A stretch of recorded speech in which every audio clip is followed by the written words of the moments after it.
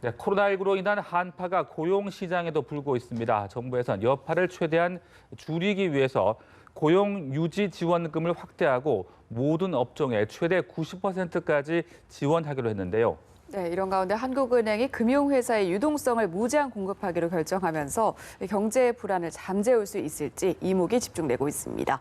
자세한 내용은 전문가와 함께 살펴보겠습니다. 김대우 박사와 함께하겠습니다. 어서 오십시오. 네, 안녕하십니까.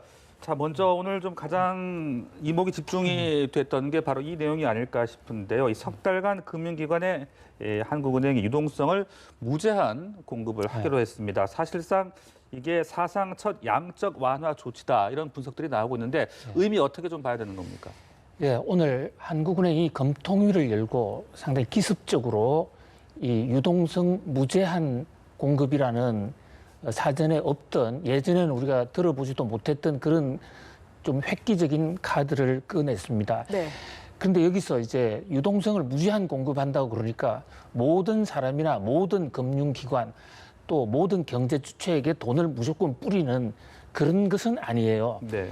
한국은행은 이 일반 시중은행들이나 증권사들과 자금의 부족 현상 또는 남아서 공급이 과잉되거나 부족한 이런 과부족 현상을 해소하기 위해서 서로 간에 환매채 거래라는 걸 합니다. 환매채라는 것은 채권을 일정 기간 이후에 다시 자기가 찾아가기로 하고 일단 한국은행에 좀 맡겨 놓으면 그 기간 동안에 돈을 꿔갈 수 있는 겁니다. 이 환매채의 양을 가지고 시중의 통화량을 조절하거든요.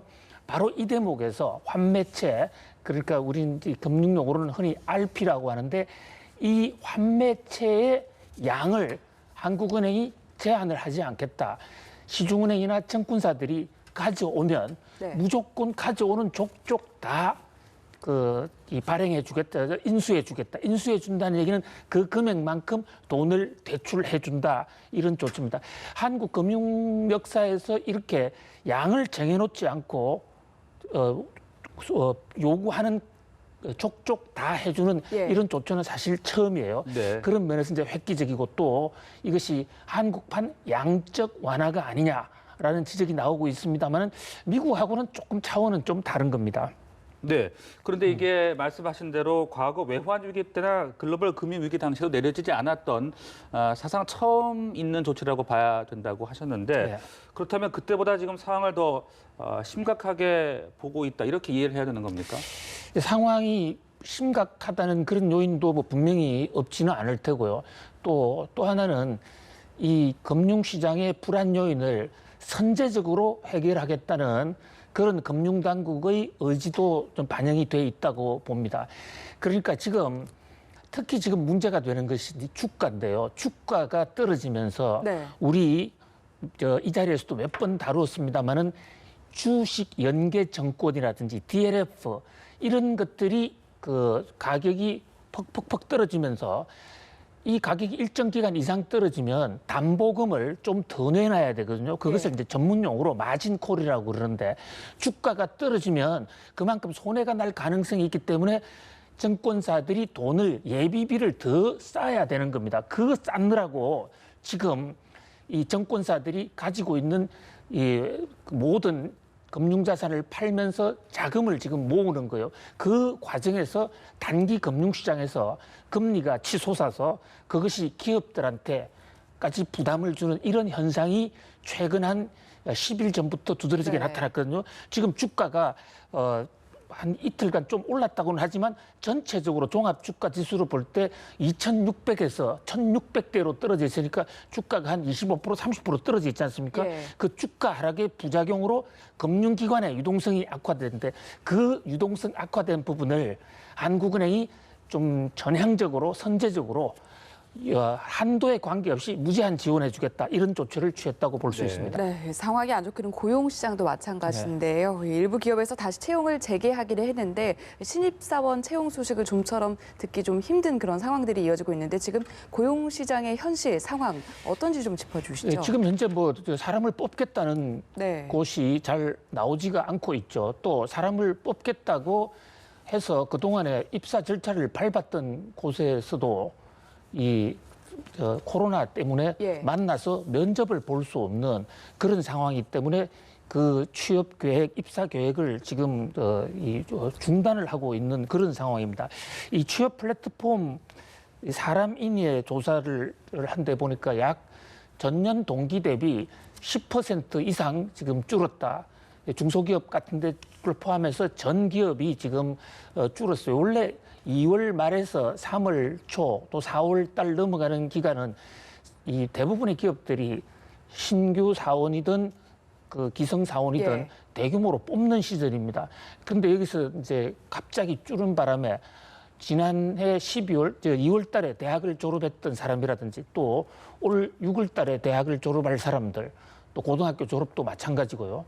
이런 사람들이 계획을 세우지 못하는 그런 좀 어려운 상황이 전개되고 있습니다. 네, 자, 이 기업들이 이렇게 참 어려운 상황에 처해 있다 보니까 구조조정에 따른 고용 불안도 계속 현실화하고 있는 상황인데 지금 고용유지지원금 신청도 급증을 했다고 하더라고요. 예. 지금 상황이 어떻습니까? 예, 이 고용유지지원금 이 제도를 우리가 좀 유심히 살펴볼 필요가 있는데요. 네.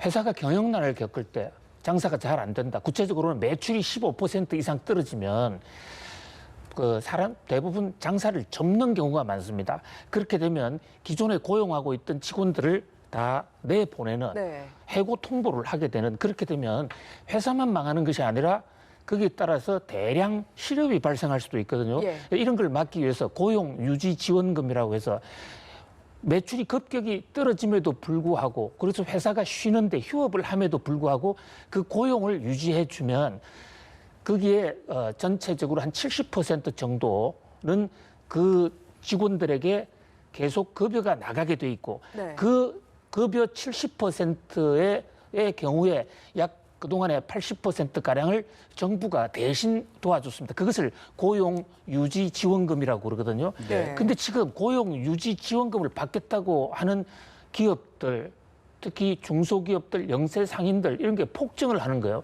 너도 나도 받겠다. 네. 이러니까 이제 어저께 홍남기 부총리가 고용유지지원금을 5배로 늘리기로 했습니다. 1,000억 원을 5천억 원으로 늘리기로 했거든요. 그러면서 현재 지금 표에도 나오고 있는 대로 네. 지금 2차 인상 오른쪽에나 90%까지 고용을 휴업을 하는 회사의 그 휴업 수당의 90%까지를 정부가 대주기로 하고 예. 그 금액도 늘렸어요. 그럼에도 불구하고 오늘 중소기업 중앙회에서는 그 비율을 좀 더 높여라. 한도도 더 높여라. 이래서 고용유지지원금에 대한 수요가 폭증하고 있습니다. 이것은 특히 영세기업들, 중소기업들의 지금 단기 매출이 급격히 감소하고 있다는 것을 보여주는 하나의 지표라고 할 수 그렇다면 있습니다. 이 지원을 받으려면 어떤 절차를 거쳐야 하는 건지 좀 간단히 설명해 주시죠. 예, 이걸 이제 받으려면 일단 지난해에 그 전년 동기 대비로 자신의 매출이 15% 이상 감소했다는 것을 입증을 해야 되고요. 예. 또 근로자들과 이 협의를 해서 회사는 앞으로 휴업을 하는데 휴업하는 기간 동안에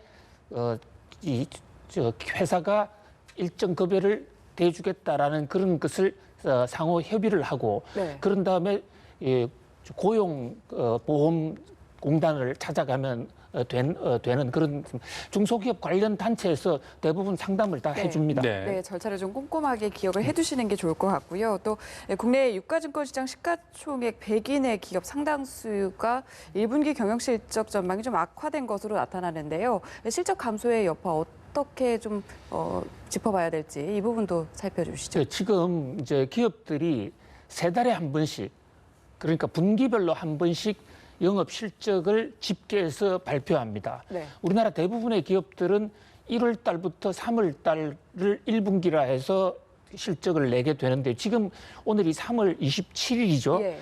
그러니까 이제 거의 26일, 예. 한 며칠만 지나면 1분기가 다 끝나고 정권시장이나 일반 재계에서는 3월 말까지의 1분기 추정치가 지금 나오고 있어요. 그런데 이 추정치가 지난해 대비해서 상당히 줄었다. 는 이제 그 통계가 각 기업별로 속속 지금 나오고 있거든요. 특히 지금 항공사, 여행사 이런 데는 뭐 비교할 수 없을 정도로 처참하고요. 자동차 회사 같은 경우도 지금 팔리지가 않습니다. 물론 일부 유통업체 같은 경우에는 오히려 사람들이 사재기 일부 하는 바람에 판매가 늘었고 식품 판매가 늘고 이런 측면도 있긴 합니다만은 전체적으로 우리 대기업의 85%가 실적이 지금 줄었다라고 예비 보고를 하고 있어요.